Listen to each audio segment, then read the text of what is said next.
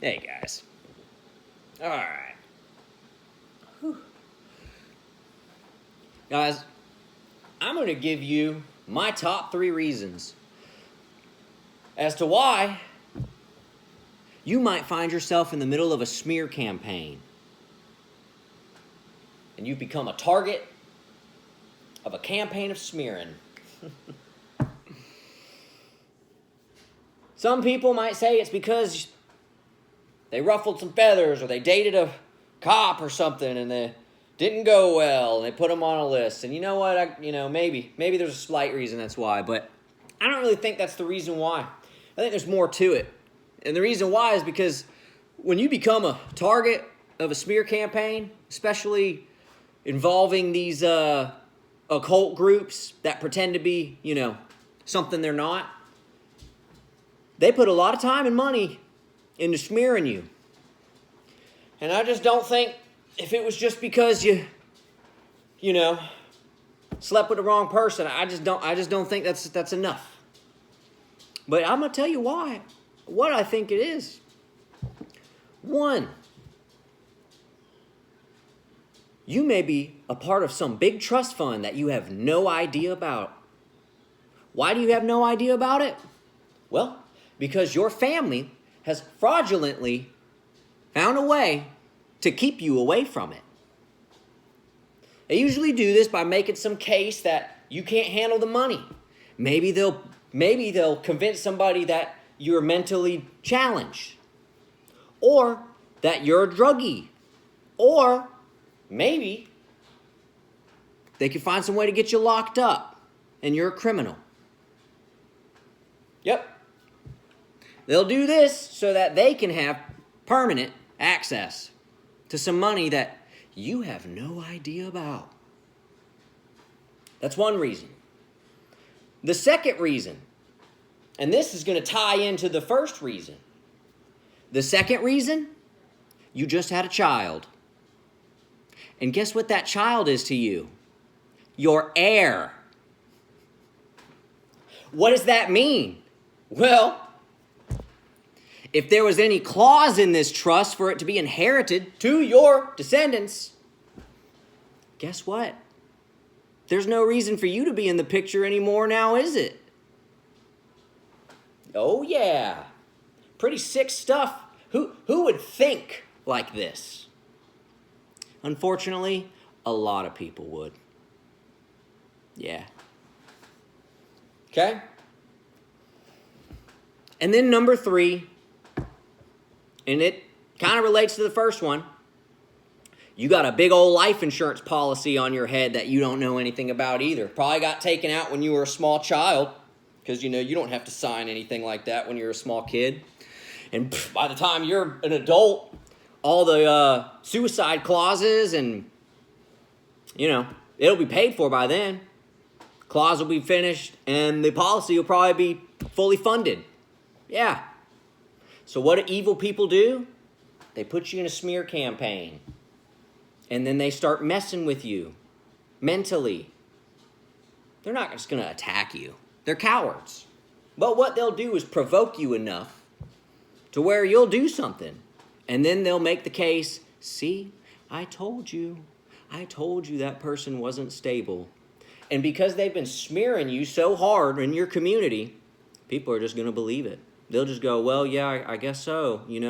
Old Mr. So-and-so told me, and he's a part of that association that, I guess I should just trust him. I should just trust his word. Oh, what's-her-face said the same thing. Because, guys, there is a group of people that have figured out, and they truly believe this, even though this isn't true, that if you say the same thing enough, it becomes the truth. If you have enough people saying the same thing, that becomes true.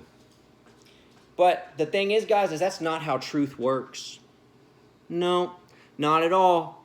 And I think a lot of people are starting to wise up to this and figure it out. Because the sad thing is, a lot of people have gone through this smear campaign and fell because of it. A lot. Especially before we had the internet and the capability to communicate as fast as we do now. And see, this is the problem that these smear campaigners don't realize. We have this fast internet that we could communicate almost instantly. And it doesn't really matter how far. The distant doesn't apply. It's kind of like the astral realm. Now, they don't like that. Not one bit. Because it undermines and challenges the lie that they perpetuate in your community about you. Yeah. Because here's the thing, if you really were a bad person and you found yourself in a smear campaign and you really are a bad person, they would have got you, right? You would have been caught doing something that they said you were doing. But the thing is, if you're legitimate, you're honest, you're a good person, you don't. So all they do is talk trash. And then, if you tell your story, they can't do anything about it. They'll threaten you. They'll try to say, oh yeah, we'll sue them for defamation. I've been telling a story for a while. I ain't got no lawsuit papers yet. I haven't been served. I'm actually hoping that it comes through. I wish they would sue me. Please. I live honestly. I don't have anything to hide. There's no reason for me to lie and tell people one thing that isn't true. I'm just going to tell you right here. I'm going to tell the whole world. Yeah. You know why? Because I live in the light. And it's a shame that there's so many people who just would rather do otherwise. But guys, times are changing. God saw it all. He saw everything. And you know what? To my brothers and sisters, my chelas out there who find themselves in a smear campaign, and life's been pretty tough, keep going. You are being used for God's reckoning. Another reason why they target you so bad. Because the truth you share, you hold, the key you possess will lock their cuffs. And they know that. They know that you've survived something that incriminates them. So don't give them what they want. Tell your story. Tell it on the internet. Tell strangers on the street. I'll say be mindful. There are a lot of people that will try to use your words against you. But if you're living clean, you're not doing anything illegal,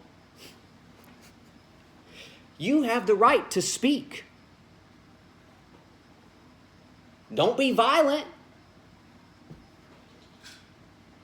But you have the right to speak. And they want to silence that.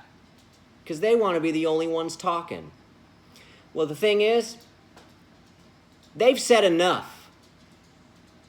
Enough is enough. That's what the courts will say. Yeah. Because that's what God has said. It's kind of like that dude from that Star Wars show. He's the bounty hunter guy. The Mandalorian. Yeah. I have spoken.